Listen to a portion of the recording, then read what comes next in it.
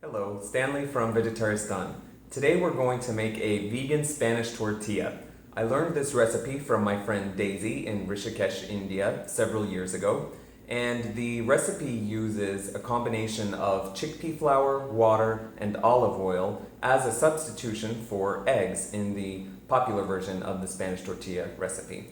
So let's get started by showing you the ingredients that go into this dish. The main ingredients that we'll use in today's version of the Spanish tortilla include 2 potatoes, 1 beet, about a third of this yellow squash that you see, and a bunch of fresh basil. Here's a view of the batter for the Spanish tortilla. The way that we made this was we combined 2/3 of a cup of chickpea flour with 1.5 cups of cold water, 2 tablespoons of olive oil, and 2 teaspoons of ground flax seeds. I whisked all of that together until the consistency here was achieved. Our vegetables are ready to go, so as you can see, we have grated the potatoes and beets, thinly sliced the yellow squash, and just chopped up some of the green basil. Now it's time to add the spices to the batter, so we're going to put a few shakes of asafetida in. Asafetida is a substitute for onions and garlic. Some black pepper. Sea salt. And then we're also going to use coriander and a bit of turmeric. And you can play with this here. You can use the spices that you most prefer.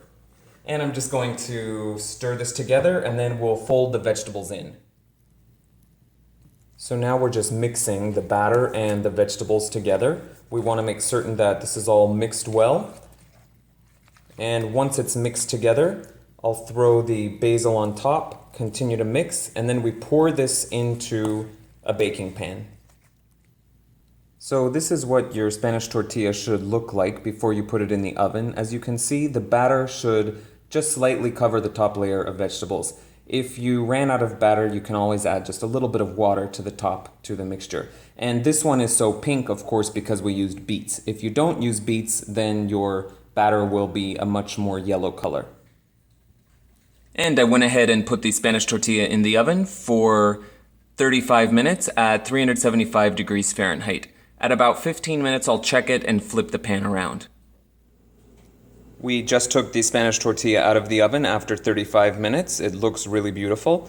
And I would suggest that you let it cool here for at least 10 to 15 minutes before you cut and serve. Bon appetit! Hope you try this recipe and hope you like it. Here you have a piece of the Spanish tortilla. We're serving it with a Kazakh carrot salad, which is a delicious recipe that you can also find on our YouTube channel. Hope you enjoy it.